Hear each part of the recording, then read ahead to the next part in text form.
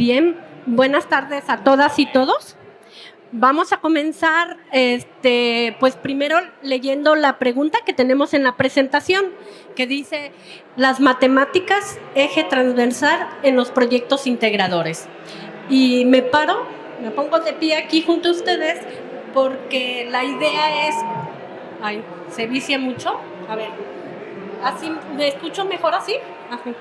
La idea es que esto sea como un taller, una plática entre académicos, es decir, en aquellos que estamos en las aulas, nosotros y ustedes, ¿sí? Simplemente vamos a contar nuestra experiencia y lo que nosotros, desde donde nos corresponde, hemos analizado y hemos trabajado precisamente para ustedes.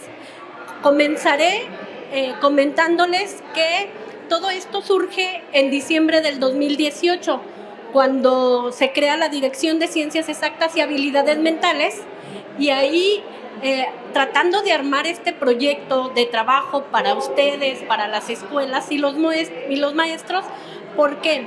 Porque la Dirección de Ciencias Exactas surge como una estrategia para apoyar a los maestros en el rezago educativo que existe precisamente en los aprendizajes de matemáticas. ¿No?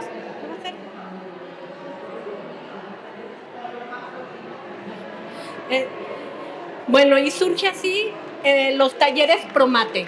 Los talleres Promate surgen con una metodología preestablecida. De hecho, es una metodología que creo que todos ustedes deben de conocer, y que, bueno, es el aprendizaje basado en problemas y que se conforma con la propuesta de varios teóricos.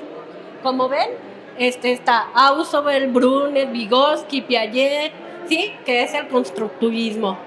¿Qué buscábamos? Bueno, lo que buscábamos era empoderar al profesor y a los estudiantes en el hecho de que las matemáticas, a pesar de que son pues de las ciencias duras, de las que sabemos que no nos dan pauta al error para el resultado, sin embargo, sí se aprende del error, ¿sí? Y no hay un solo mecanismo para llegar al resultado, ni hay una sola línea, no es vertical, ¿sí? Entonces, eso es lo que buscábamos con estos talleres Promate y su metodología.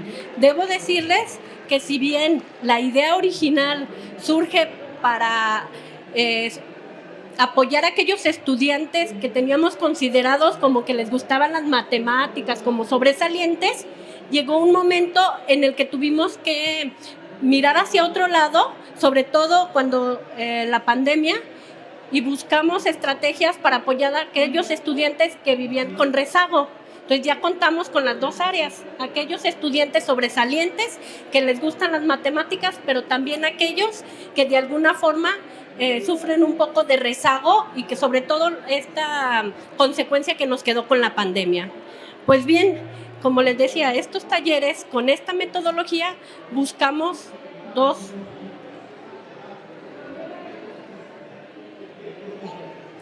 ¿Qué buscamos? Si se fijan, aquí tenemos una triada. ¿Por qué? Porque tenemos los talleres para estudiantes, pero también los talleres para docentes. Así como hace un momento el maestro Julián dijo y les preguntó a todos los asistentes que si eran sus promotores, así también nosotros. Ustedes, los profesores, quienes están en las escuelas, son los promotores de los talleres. ¿Por qué? Porque además de que son quienes están ahí con los estudiantes, nosotros solos no tenemos la capacidad humana para llegar a todas las escuelas. Nos enorgullece comentarles que si bien el programa surgió en diciembre del 2018 y en el 19 es cuando se empieza a posicionar, y en ese momento llegábamos escasamente a los municipios de la zona metropolitana de Guadalajara. En el 2021 llegamos a 120 municipios y en este 2022 abarcamos los 125, sí, solamente nos falta 125 municipios. Claro, apoyados y utilizando las tecnologías, porque nosotros solamente somos un equipo de 3 académicos y de 14 asesores quienes damos e impartimos estas capacitaciones.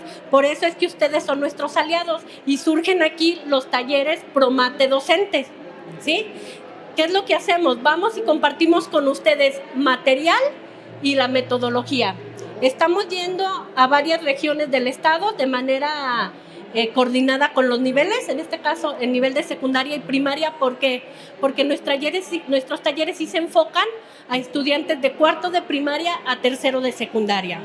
Y para eso se crearon manuales específicamente para ellos. Queremos decirles que estos manuales se componen, bueno, están clasificados como A y B. A para primaria, B para secundaria.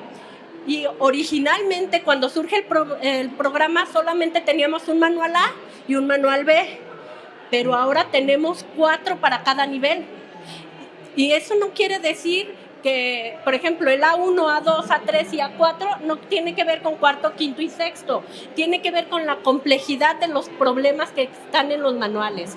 Puede ser un estudiante de cuarto y tomar un A3 o A4, y puede ser un estudiante de sexto de primaria y tomar el A1 o A2. ¿Sí? Entonces, así es como nosotros trabajamos.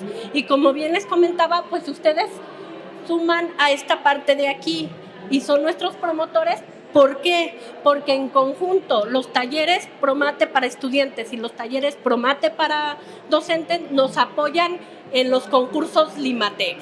¿Algunos de ustedes conocen los concursos Limatec? ¿Sí? ¿Sí? Pues esos concursos que se llevan en la escuela se generan en nuestra área. Y algo que no les comenté, pero que es muy importante, es que estos manuales surgen de cero. Si bien al principio nos basábamos en problemas ya existentes, actualmente la mayoría son inéditos, ¿sí? Y mi compañero Javier es quien coordina esta área del Limatec, quien tiene mucha experiencia en la elaboración de estos trabajos, de estos manuales, y bueno, él les va a explicar un poquito lo que es la Liga Limatec.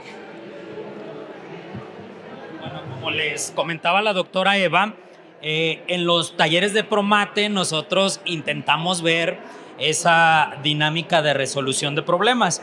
En este sentido, esto nos permite desarrollar habilidades en los estudiantes, algo que de alguna manera se ha buscado desde la reforma del 93 en secundaria, por ejemplo, ¿sí? El estar enfocados en el constructivismo y en la resolución de problemas, que de alguna manera ha ido enfocándose un poquito más, por ejemplo, a competencias, al desarrollo de competencias y habilidades, etcétera, etcétera. Entonces, nosotros en esos talleres estamos enfocados en ese sentido, y eso de alguna manera nos permite que el concurso Limatec tenga la visión de que sea un concurso de habilidades y no uno de conocimientos, ¿sí? Porque hay quien cree que los concursos Limatec tendría que ser como la Olimpiada del Conocimiento Infantil, ¿no? Y no, o sea, al final de cuentas es una temática en donde cualquier alumno de cualquier grado podría resolverlo con herramientas diferentes, porque el programa de estudio es diferente para cada grado escolar, pero la habilidad es la que hace la diferencia, ¿no? Entonces, nosotros ahí en ese sentido, pues los concursos Limatec tienen ese propósito, el tratar de evaluar esas habilidades para poder seguir pasando a las siguientes etapas. Nosotros, de manera alterna a estos concursos, tenemos la competencia SMART, que ese sí es un concurso de conocimientos, tal cual como la Olimpiada del Conocimiento Infantil, pero solo enfocado a la parte de matemáticas. Al final de cuentas son reactivos muy parecidos a Planea, en donde se evalúa el conocimiento y no las habilidades. Entonces, los invitamos a visitar el portal de la Secretaría en la parte de la Dirección de Ciencias Exactas y Habilidades Mentales, a revisar los dos tipos de concursos que nosotros tenemos. Lo que vamos a estar enfocados el día de hoy, más que nada, es a la parte de habilidades, ¿no? ¿Dónde quedó? Muy bien. Muy bien. Sí, bueno, sí. Muy bien, ahora vamos a comenzar con una listita de problemas que les acaban de repartir. La listita de problemas que tienen ahorita ahí frente a ustedes es una de las sesiones de los manuales que nosotros manejamos en los talleres de Promate. Si se fijan, la sesión tiene un título que se llama Áreas, ¿sí? Entonces, en teoría solo involucraría esa temática, ¿sí? Pero hay muchas más cosas involucradas en esa sesión. Les voy a pedir de favor, pues, a echarle el lápiz a los problemas 1, 4 y 7. Vamos viendo cómo resolverlos y ahorita platicamos acerca de ellos. Vamos dejando unos 10 minutitos para resolverlos y platicar acerca de ellos, ¿sale? Esto no es un concurso a ver quién lo termina primero y a ver quién lo tiene bien o quién lo tiene mal, ¿sí? Más que nada es el platicar acerca de lo que ustedes observaron.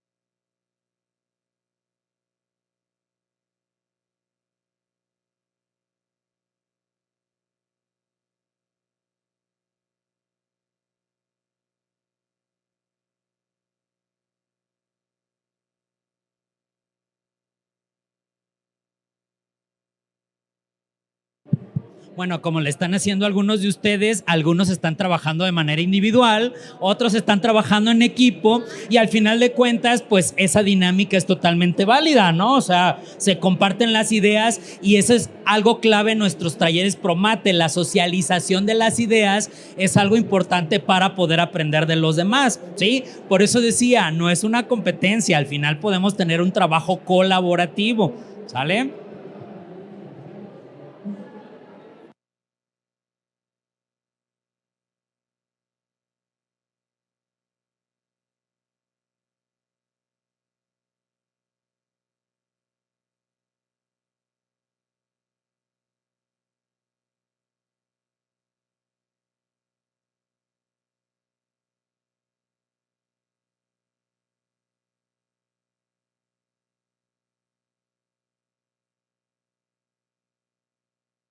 Recuerden solo el 1, el 4 y el 7. El tiempo no nos daría para contestar los 7, ¿sí?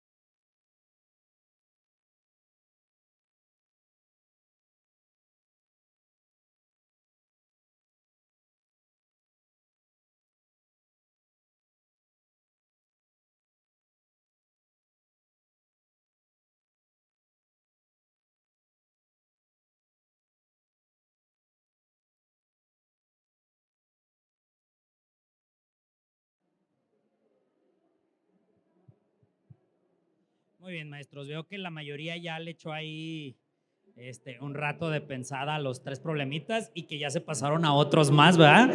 Pero bueno, si se fijan, los problemas son muy sencillitos. ¿Por qué? Porque casi no usamos conocimiento matemático, más bien es visualización y habilidades que tenemos que aplicar. Y esa es la intención de nuestros talleres. Esta sesión es del nivel más básico de primaria, ¿sí? De alguna manera pues, se nos hicieron fáciles por eso. Y la idea de traer estos problemas era para que todos pudiéramos observar que hay cosas muy básicas que podemos trabajar en la resolución de problemas para observar que hay habilidades y no conocimientos. No se asusten, son los más básicos, pero de Promate, o sea, de los estudiantes sobresalientes. Tenemos los de nivelación que se basan en los aprendizajes esenciales y con el libro o el programa de estudios, ¿sí? Y aquí se evalúan habilidades, no conocimientos, ¿sí? Bien, ¿qué tenemos en el problema 1? ¿Qué hicimos? ¿Alguien que nos pueda compartir? A ver, maestro.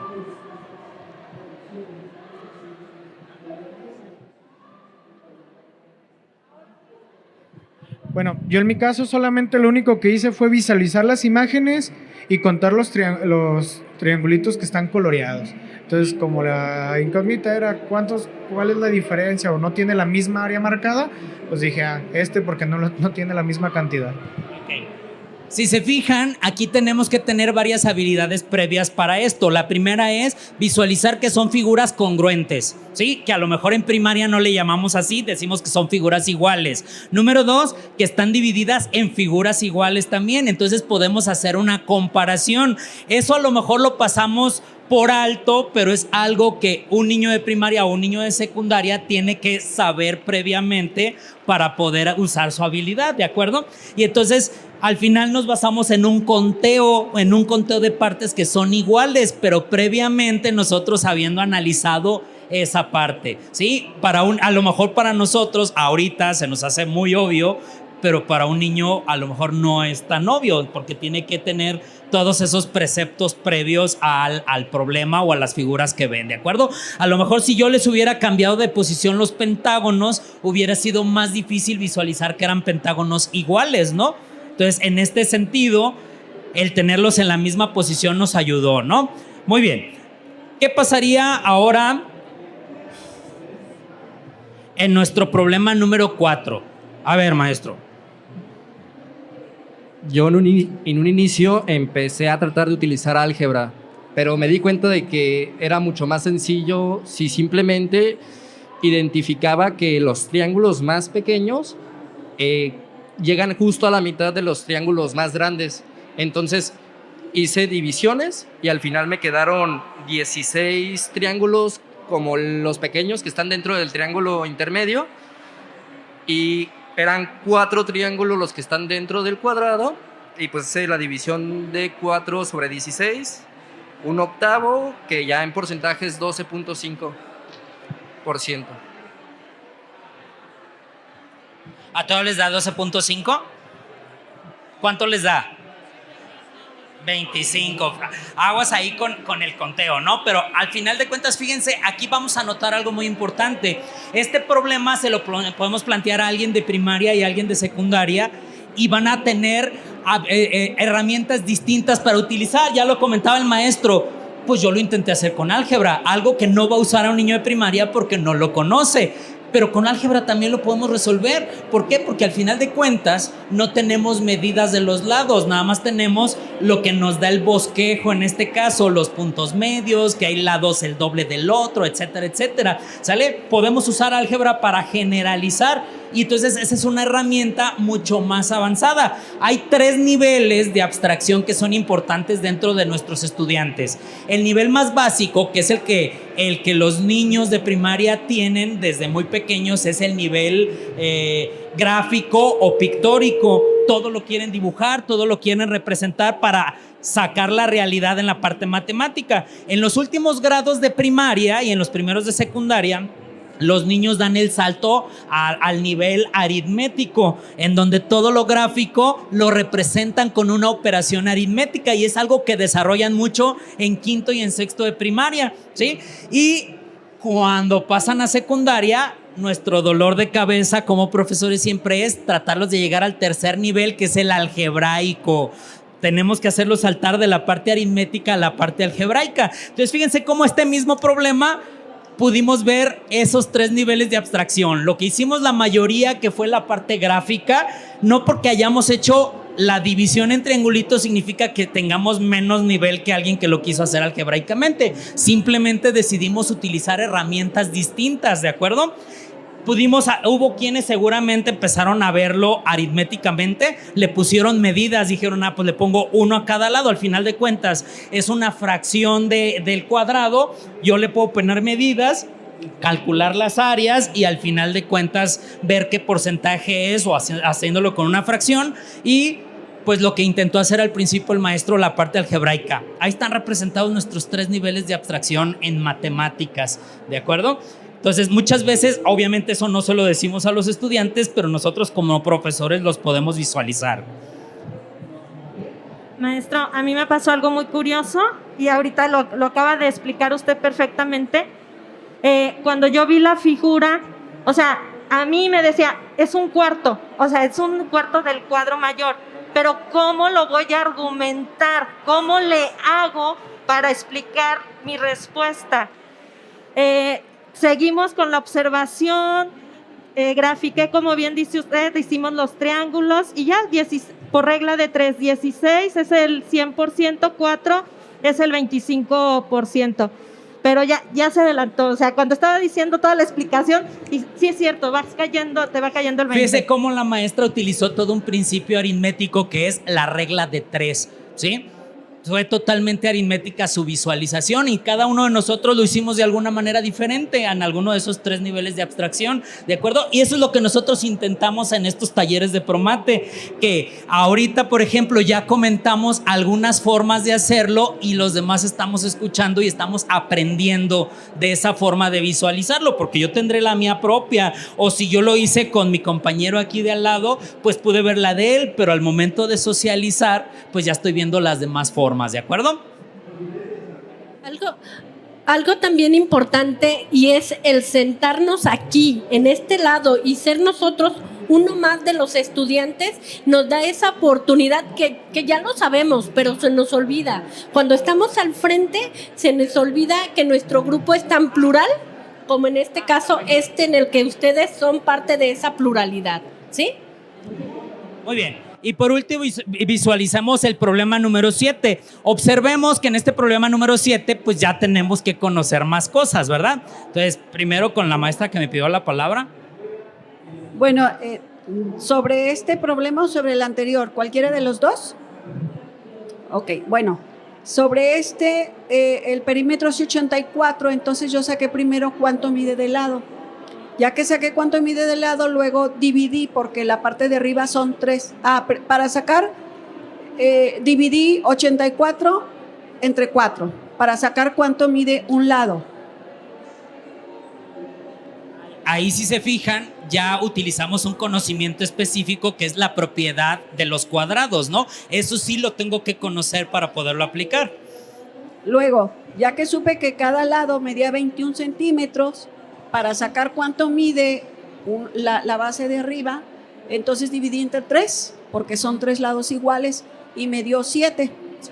Entonces, por lógica, si de largo mide 21 y arriba mide 7, y la fórmula para el área dice base por altura sobre 2, entonces 21 por 7 me dio 147, y entonces lo dividí entre 2 y son 73.5 centímetros.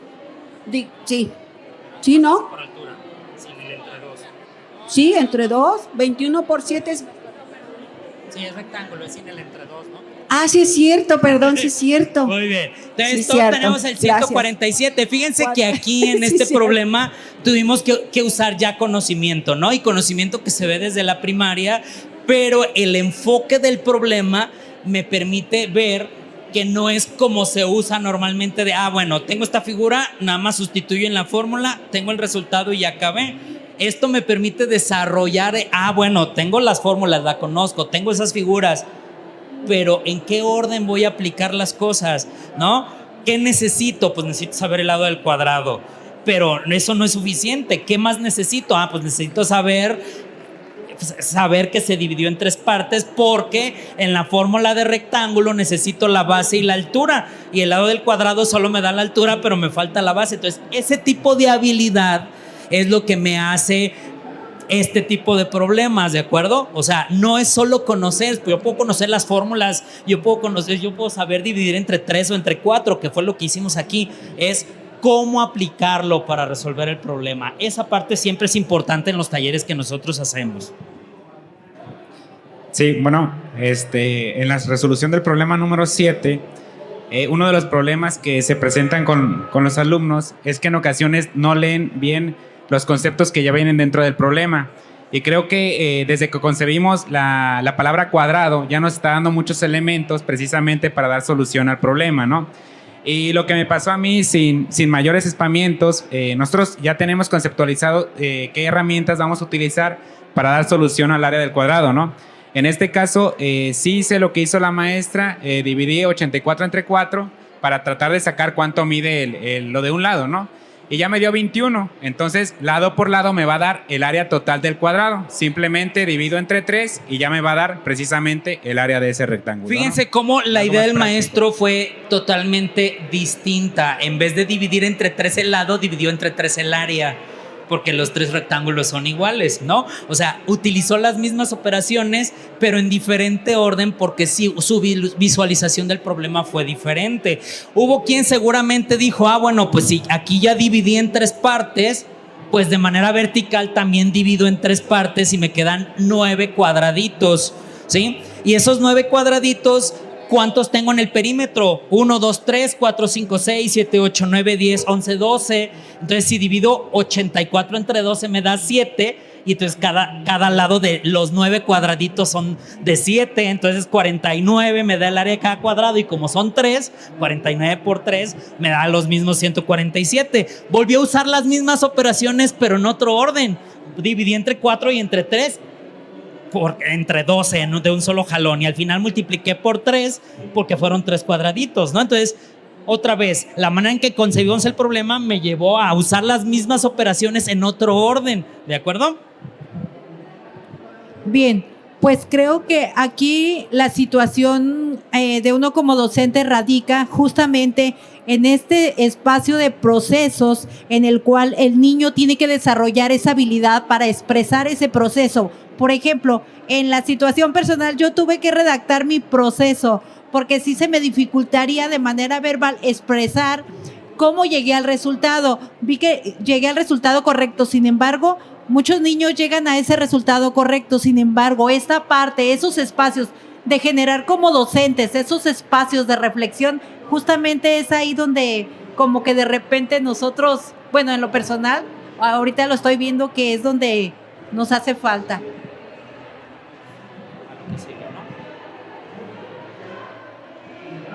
Bien, maestros, es una probadita de los talleres. Bien, es cierto, 50 minutos no nos son suficientes. ¿Qué es lo que queríamos mostrarles con esto? Si se fijan, aquí están viendo los aprendizajes clave, aprendizajes esperados o sustantivos. El nombre que quieran darles se refleja en cada uno de los ejercicios que tenemos en los talleres, ¿sí? Aquí tienen los de primaria, que se relacionan con los problemas que vimos. También de secundaria tenemos, ¿sí?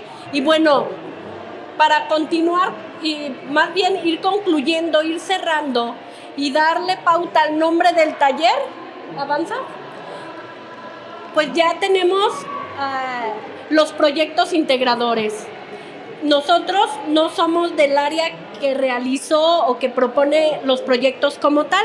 Sin embargo, como área de la Secretaría nos sumamos a ellos, ¿sí? ¿Y qué es lo que hicimos? Buscar de qué manera no solo nuestra área, sino incluso ustedes estamos empatando en estos proyectos, ¿sí?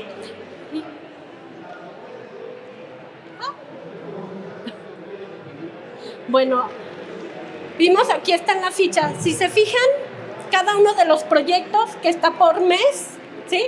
Este es el de primero de secundaria del mes de marzo, ¿sí? Y es el que hace alusión a Ana Frank. Y bueno, si se fijan, de hecho, ni siquiera es del eje de matemáticas, es del de historia. Entonces, ¿qué es lo que nosotros checamos? Pues que revisando en la fase de indagación, las actividades que se realizan y que proponen están totalmente relacionadas con estos aprendizajes. ¿Verdad? ¿Más? Si se fijan, en una de esas actividades de indagación, Ana describe su refugio, su espacio en el que tuvo que estar durante esta época tan difícil. Y bueno, en la ficha viene una descripción en la que se relacionan los espacios, figuras, áreas, perímetros, y además se hace una contextualización con los estudiantes, con sus propios espacios, ¿sí? Y aquí, ¿qué es lo único que nos gustaría agregar? Que es la experiencia que como docentes hemos tenido no solamente en la formación, sino el estar frente a grupo con sus estudiantes. Estas son habilidades y herramientas que ustedes ya tienen, ¿sí? Que a lo mejor solamente es esto de echarnos como un clavadito a estas actividades de indagación, a estas fichas, leerlas y vemos que en todas tenemos este empate que tenemos, que podemos aplicarlo a cualquier situación de nuestros estudiantes. Entonces, los proyectos realmente ya es algo que ya tenemos, que ya podemos aplicar, simplemente irlos como entretejiendo, ¿sí? Todo lo que y que además, insisto, el nombre que les den a los aprendizajes también es lo que ustedes ya no dominan. ¿Sí? Algo que podemos observar aquí en esta ficha es que, bueno, como dice la doctora Eva, se muestra el espacio del refugio y viene registrado, y las preguntas que vienen aquí es: encierra en un círculo el cuarto de Ana, ¿qué es lo que está haciendo? Identificando. En el caso de la figura, ¿cuál sería? Luego dice: tú compartes tu recámara, ¿con quién lo haces? Dibuja cómo es tu recámara, las cosas que tienes, la distribución de los muebles. Eso es lo que viene acerca de esta parte de figuras. Pero, por ejemplo, este tipo de fichas es como una especie de guía para nosotros como docentes, para los proyectos integradores, pero nosotros, como dice la doctora, pues con nuestra experiencia docente nosotros podemos agregarle más cosas. Por ejemplo, ahí, si ya va a ser una descripción de cómo es su recámara, entonces lo mandamos a medirla, mandamos a ver la forma que tiene, mandamos a calcular el perímetro, mandamos a calcular el área, cuántos cuadros, si tiene mosaicos, cuántos cuadros caben, de qué medida es, ¿sí? O contando los cuadros y coincide con esta parte. Entonces, fíjense cómo este proyecto integrador lo podemos aterrizar a estos contenidos que manejábamos hace un momento, y con lo que estamos haciendo nosotros en los talleres, le estamos dando un contexto, y esa parte siempre es importante, ¿no? Porque a lo mejor los talleres Promate de alguna manera nos permite desarrollar las habilidades, pero los proyectos integradores lo que nos permite es contextualizarlo a algo específico de nuestra realidad, ¿sale? Entonces, el chiste es hacer una combinación de ese tipo de cosas para que pueda llegar a nuestros estudiantes. Buenas tardes a todos. En ese tenor ya está situando el aprendizaje, tomando en cuenta las percepciones matemáticas que el alumno tiene en conjunto con su contexto inmediato. Entonces, favorece mucho la dinámica del trabajo en proyecto integrador, partiendo de la premisa que se parte de lo que el alumno conoce.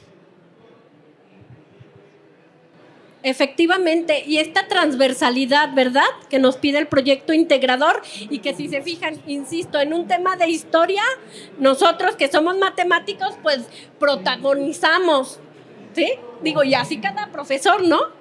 Cada profesor dice que su área es la más importante, entonces es la forma de hacer esta transversalidad y de protagonizar como profesor, independientemente del eje al que sea la temática. ¿Sí? Bueno, así como están viendo, y como dijimos al principio, nosotros somos parte de la Secretaría de Educación, de la Dirección de Ciencias Exactas y Habilidades Mentales. Aquí están nuestros datos y bueno, nuestro trabajo es apoyarlos, tanto a los estudiantes, que por cierto, pues de aquí es de donde surgen muchos de nuestros estudiantes que participan en la Liga Limatec y que además en algunos torneos internacionales de matemáticas, nacionales e internacionales. ¿Sí? Los talleres Promate que les comentaba la doctora al inicio, hemos estado en algunas de las regiones del estado haciendo la capacitación con profesores de primaria y de secundaria. Aquí en la zona metropolitana también hemos estado trabajando. De hecho, a principios de diciembre vamos a tener una próxima capacitación tanto para profes de primaria como de secundaria. Y pues con mucho gusto, si nos escriben o nos mandan ahí mensajito, pues les pasamos toda esa información. Sí, muy bien. Y también el repositorio de lo que estamos trabajando aquí. Igual, pues acerca de los concursos que les platiqué hace un momento, los concursos Limatec, que la mayoría de ustedes conocen, las competencias SMART, que ese a lo mejor no lo conocen tan